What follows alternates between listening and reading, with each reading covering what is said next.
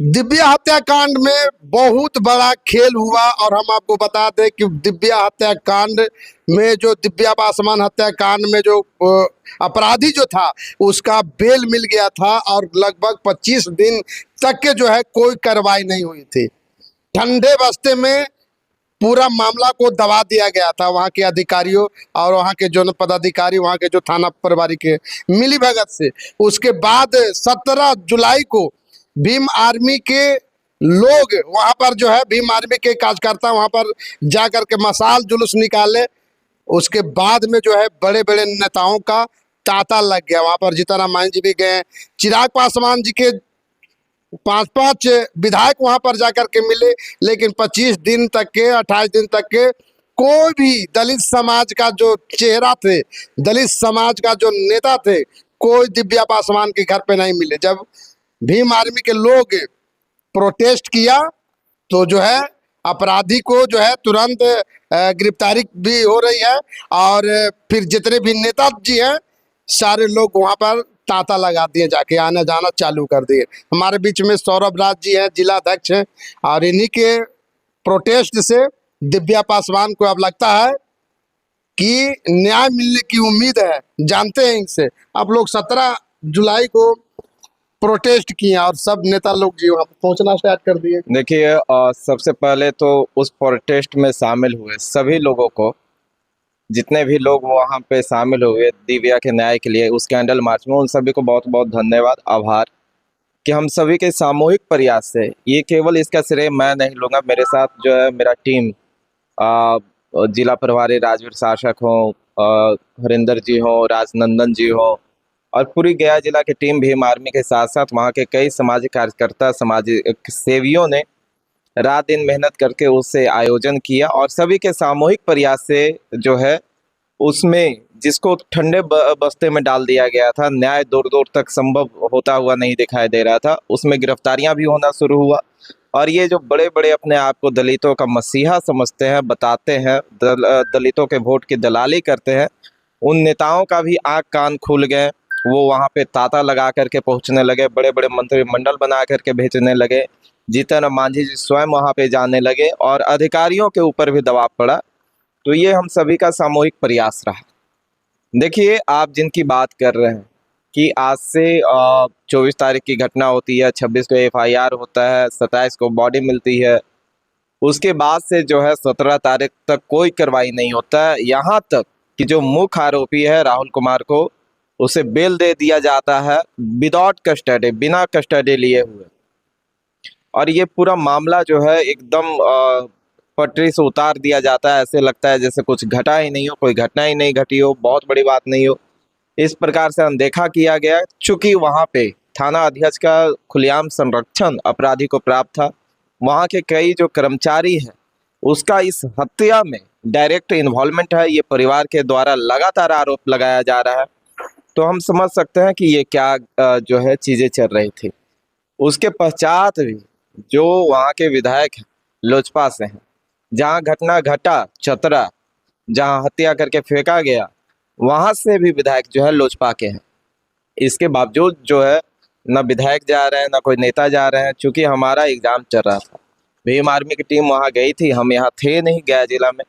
जब गया जिला में आए, पूरे घटना को जानकारी लिया, परिवार से मुलाकात किया, उसके 2 दिनों के अंदर हमने ये निर्णय लिया कि इसे न्याय तक पहुंचाना। हम लोगों ने कैंडल मार्च का आयोजन किया, जहां पे हजारों की संख्या में लोग आए, अपना जो है समर्थन उस कैंडल मार्च को दिए, दिव्या के न्याय दिलाने के लिए अपना भावना प्रकट किए, जिसका नतीजा ये रहा कि उसमें गिरफ्तारी भी हुई। वहाँ के मजबूरी ऐसा रहा और दबाव इतना पड़ा कि हंटरगंज के चतरा के जो DSP है उसे प्रेस कॉन्फ्रेंस करके जवाब देना पड़ा। आप समझ सकते हैं कि ये कितना बड़ा जो है दबाव पड़ा भीम आर्मी के लोगों का। यहाँ पे अब हम उम्मीद ये करते हैं, केवल गिरफ्तारियां जो है हमें संतुष्ट नहीं करेगी, इसमें जो अपराधी जिसकी मिलीभगत से, अधिकारियों की मिलीभगत से जो संरक्षण प्राप्त था, उन अधिकारियों पे कार्रवाई हो, सिरघाटी थाना अध्यक्ष को निलंबित किया जाए और वहाँ के जो देवेंद्र कश्यप है, जो मुंशी का काम करता है, उसको बर्खास्त करके बराबर के धाराओं में मुकदमा दर्ज किया जाए। हत्या, अपहरण, बलात्कार जैसे धाराओं में उसमें मुकदमा दर्ज किया जाए उसे जेल भेजा जाए, ये हमारी मांग है। और ये काम यहाँ के जो पदाधिकारियां, वरीय पदाधिकारियां, एसएसपी महोदय हो या यहाँ के मगध रेंज के जो आईजी हैं विकास वैभव सर हो, इनसे हमारी उम्मीदें ज्यादा है। क्योंकि विकास वैभव के बारे में अभी ऐसा कहा जा रहा है कि कोई भी ऐसा जो अधिकारी है वो अपराधियों को संरक्षण देना या कोई भी ऐसा गैर संवैधानिक कार्य कर रहे हो उन पे गाज गिरा रहे हैं। तो इन पे गाज कब गिरेगा? क्या दलित की बेटी है इसलिए उसे जो है उस पे गाज नहीं गिरेगा, या उसके हत्यारा को संरक्षण देने वाला को सस्पेंड नहीं किया जाएगा? ये जो है चूंकि हम अभी तक आईजी साहब से मिल करके इन तमाम मुद्दों को उनके समक्ष रखे नहीं है, तो ये सवाल है केवल मेरा, जवाब जो है आईजी सर। सौरभ जी एक सवाल है मेरा। 28 दिन तक के, लगभग 1 महीना मान के चलिए, 1 महीना तक के कोई भी नेताजी नहीं जाते हैं वहाँ पे, और उसके बाद में जब आप लोग प्रोटेस्ट करते हैं, मशाल जुलूस निकालते हैं, तो सारे नेता लोग वहाँ पर चले जाते हैं टीम बना बना के। तो ये जो है, ये क्या दिखाना चाहते हैं? यही है कि वो नेता है, उनको भीड़ और वोट से मतलब है। हम उस परिवार का एक हिस्सा हैं, जहां भी दलितों के साथ, कमजोरों के साथ, पिछड़ों के साथ, अल्पसंख्यकों के साथ अगर शोषण दोहन होता है, उसमें अधिकारियों का संरक्षण प्राप्त होता है, उसमें न्याय नहीं दिया जाता है, तो वो परिवार मेरा परिवार हो जाता है। हम उस परिवार का हिस्सा हो जाते हैं। और परिवार की लड़ाई लड़ने के लिए हमें ना कैमरा चाहिए, ना हमें भीड़ चाहिए। परिवार की लड़ाई स्वतंत्र रूप से, निष्पक्ष रूप से लड़ा जाता है, वही भीम आर्मी आज तक करते आई है। ये मुद्दा हम लोगों ने तब उठाया जब इसे दबा दिया गया, और आज उनके घर पे लोग तब पहुंच रहे हैं जब हजारों के भीड़ हमने सड़क पे उतारा। तो उन्हें भीड़ दिखा, ये परिवार का व्यथा नहीं दिखा, परिवार का दुख नहीं दिखा, बहन का हत्या बलात्कार नहीं दिखा। उन्हें 2000, 3000, 4000 जो सिरघाटी के सड़कों पे उतरे, वो भीड़ दिखा कि अगर हम वहां पे लोग नहीं भेजे तो हमारा वोट नहीं मिलेगा। तो भीड़ और वोट से ये नेता आते हैं, परिवार से नहीं, न्याय के लिए नहीं आते हैं, परिवार के भावना से जुड़े हुए मुद्दों पे ये नहीं आते हैं। भीम आर्मी उनके लिए काम। समाज कब तक ये जो है ना से ठगाते रहेंगे? बिल्कुल, देखिए अब ये सब कुछ समाज पे निर्भर करता है कि समाज ऐसे नेताओं को कब तक अपना जो है अहम, जो कहा जाता है कि एक बेटी से महत्वपूर्ण जो है, उसकी इज्जत से महत्वपूर्ण जो है एक वोट का कीमत होता है, कि आप गलत हाथों में अपनी बेटी को देंगे तो उस बेटी का जीवन नर्क हो जाएगा। लेकिन अगर आप गलत व्यक्ति को वोट देंगे तो पूरा का पूरा खानदान का जीवन नर्क हो जाएगा।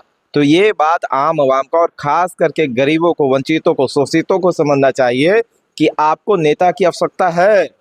और ऐसे में आप दलाल नेताओं को, जिसके गला में पट्टा डाला हुआ है पार्टी का कि वो केवल पार्टियों के लिए काम करेंगे, वो कुछ चुनिंदे जो उनके सरकार बैठे हुए हैं, जो मालिक बैठे हुए हैं, उनके लिए काम करेंगे, तो आपके साथ ऐसा अन्याय अत्याचार होता रहेगा। इससे कोई रोकने वाला नहीं है। इसलिए आप नेता पैदा कीजिए। बाबा साहब ने संविधान में आपके लिए अधिकार दिलाया कि आप अपना रक्षक स्वयं चुने। ये नेता रक्षक होते हैं, समाज के भक्षक नहीं होते हैं, जैसे वर्तमान समय में दलितों के नेता बने बैठे हुए हैं। तो आप इनके लिए काम करिए, आप ऐसे नेता पैदा कीजिए, अपने समाज से चुनिए जो आपके लिए संघर्ष कर रहा हो, सड़कों से लेकर के तमाम जगहों पे आपके बीच में बना रहा हो, खड़ा रहा हो, लड़ रहा हो, मर रहा हो, आप उसको चुनिए। देश ने एक नेता चुना, चंद्रशेखर को, और आज देखिए वो न रात देखता है न दिन देखता है। इस देश के तमाम छात्रों के लिए आंदोलन जंतर मंतर पे चल रहा है। जब दिन दहाड़े सोनम वांगचुक को उठा लिया जाता है, अगवा किया जाता है सरकारी तंत्रों का दुरुपयोग करके, तब जो है वहां के छात्र डरे सहमे रहते हैं। तो 2 बजे रात में मुंबई से फ्लाइट लेकर के 2 बजे रात में जंतर मंतर पे चंद्रशेखर पहुंचते हैं और सुबह तक वहां पे बैठते हैं। जाते हुए अधिकारियों को ये सचेत करके जाते हैं, चेता करके जाते हैं कि बगल में ही हूं, अगर इन छात्रों पे, इन बच्चों पे गलत निगाहें डाला ना तो दोबारा यहाँ पहुंचूंगा। ऐसा नेता चुनो। ऐसा नेता हर क्षेत्र में होना चाहिए, हर विधानसभा, हर लोकसभा में होना चाहिए, ताकि ऐसे लड़ने वाले जब नेता आपके बीच में होंगे, रक्षक होंगे, तो आपके माँ बहन बेटियों की आबरू भी बची रहेगी, आपके हक हकूक जो संविधान में लिखा हुआ है वो मिलता भी रहेगा।